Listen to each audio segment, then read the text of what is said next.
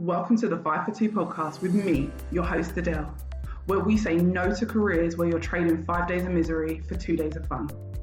A place we discuss all things career, confidence, and money moves. I want to motivate, teach, and empower ambitious women to achieve more, earn more, feel more confident, and enjoy the work they do. It's all about believing you can have everything you want in your career and then going and getting it. So if you're ready, let's get into it. Hello, guys. How are we? This one's going to be short and sweet, but so important. Let's talk about interviews. Are you delivering an 80k interview? And what I mean by that is, when you show up for these interviews, a lot of times we will do the interview, go through the process, and then at the end get a rubbish salary offer, like get the bottom end of the salary band or lower than what we were expecting or what we had asked for. And we put it down to the company and say they're always shortchanging us. But there are many people who actually didn't deliver at the level they're asking for. You're asking for 80k, but you delivered at 50k. Your interview skills, what you portrayed in interview wasn't the level that you were asking for. And I'm going to talk about it from both sides. I'm going to talk about it from a different side today. From the side of a recruiter, the side of someone who's been a HR manager, and the side of someone who's been the hiring manager and has interviewed thousands of people during her career.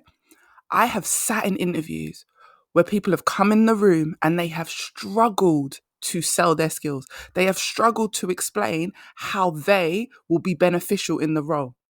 They have struggled to show up for themselves, but then they have slapped down, I want 90k.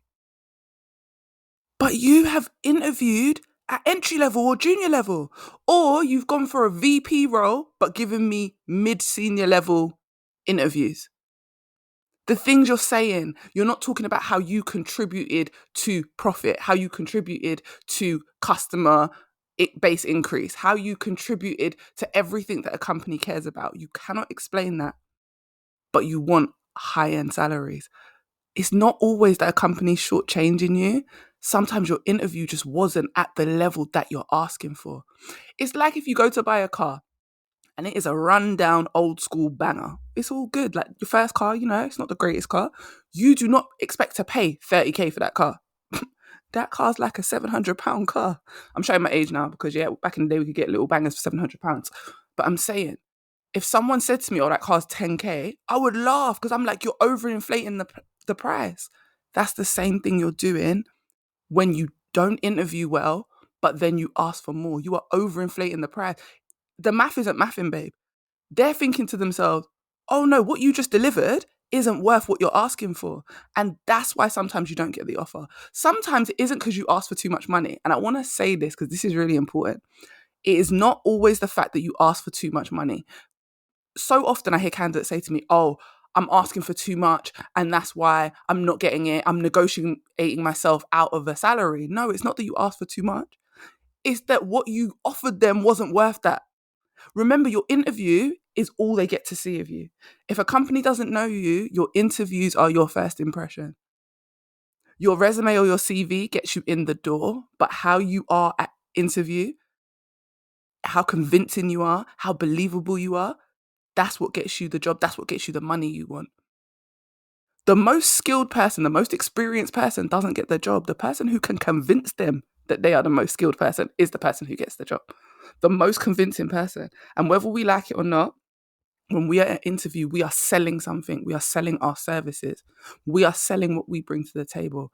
The better you are at selling, the easier it will be for you to access that money. When I think back to roles where I've been able to negotiate more than they were originally offering, it's because I sold myself at that level. When I haven't been able to, or when I didn't used to negotiate or understand how the process worked, I didn't used to get that type of money.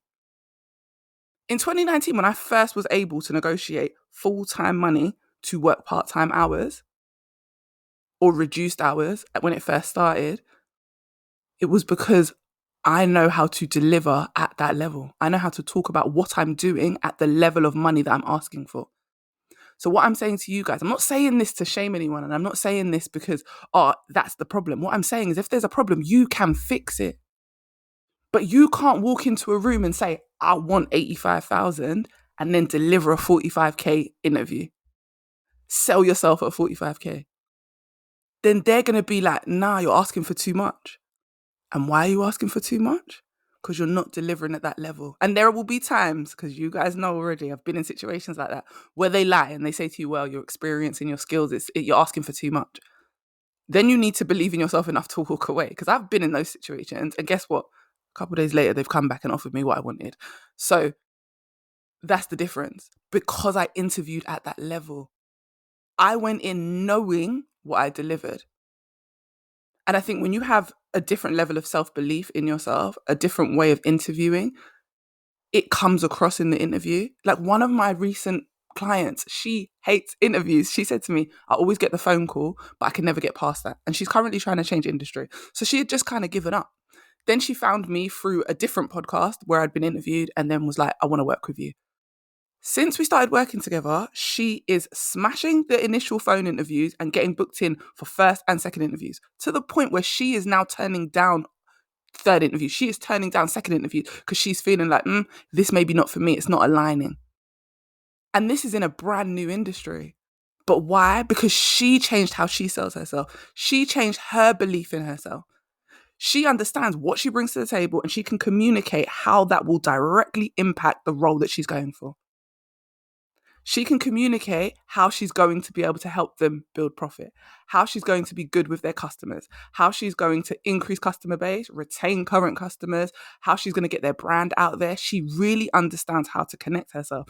She even said to me, I actually realize I prefer face-to-face interviews than over the phone or Zoom calls because I feel like I perform even better. This is someone who did not want to interview. This is someone who said to me, interviews give me PTSD. What's changed? Not her experience, not her skill set, her ability to communicate it. And I think that's really key here. When I say, are you delivering an 80K interview? What I'm saying is, are you delivering your services, your skills at the level of money you're asking for? Or are you overpricing it based on how you've sold it? Not based on the reality. You are worth what you're asking for. I'm not telling you you're not. I'm saying, but what you're showing them isn't what's worth that money. You're not articulating it well enough. You're not communicating it well enough. When my clients get 20K pay rises or 30K pay rises, it isn't because they suddenly got new qualifications, because you guys know that's not what I'm about. I'm not going to tell you to go and get another qualification. It's not because they suddenly went and got more experience or more skills. We only worked together for like 3 months. It's because they start understanding how to communicate their skills, how to connect their skills, and how to be confident when they do it. Because if you don't believe it, I'll say it as I always do, no one else will believe it. If you show up to an interview unprepared, but then slap a big price tag on yourself, yes, they're going to say that you're asking for too much. Yes, you're going to negotiate yourself out of a job. But that's because you were unprepared. So do you know before you go into interviews what a company does? And I don't mean just what they do on a day-to-day basis. Do you understand their mission and their vision? And have you thought about how the personal side of you, as well as the professional side of you, fits into that? And at the very least, even if you don't feel like you fully align with it, do you know how to talk about how what you are interested in, what you do, what you can do, feeds into that? Are you impressed by that company? Can you speak on that when you go into interview? Tell them the things that impressed you about them and why and how that aligns with what you're looking for in your career over the next 5 years or so. Do you understand how to explain your skills will make them profit? I say this all the time. Sell results. Do you know how to do that? Do you know how to say, okay, I can do X, Y, Z. My previous experience and my current skills and all my characteristics will give you this. Because when you go to interview, you are showing them what you can contribute. Interviews are a two-way street. They need to be able to show you the same. And that's my point. We expect them, what can you do for me, company? Because that's what I'm like. What can you do for me? What are you offering for me to come and work for you? It works both ways, guys. What are you offering them? Are you showing them that you are worth 80K? Remember, they haven't seen your work. They don't know anything about you other than your CV and what you show them at that interview. Are you selling yourself at the level you expect to be paid? If you are going for a VP level role, if you are going for senior management, director level role, but you are still your interview skills are more at a junior level or a mid-senior level, like mid-management level, then that already is going to throw them off because they're like, well, you want to be a VP, you want to be a director, you want to run the company. But when I'm asking you certain questions, you're answering them as if you're someone who has a manager above you. You're talking about teamwork and what you all did together, but you're not telling me your part in that team. You're not showing me how you were integral to that team. But you want to slap a price tag on it that's double the level that you're interviewing at. Do you believe that you are good? I ask my clients this all the time in Create Your Own Lane, all the time. What do you believe about yourself? Because what you believe about yourself is what you show. Not what you're talking about consciously, but what you subconsciously believe deep down. If you believe you're not good enough, that's how you show up. If you believe you're not worth the 80K, that's how you show up. I see it so often.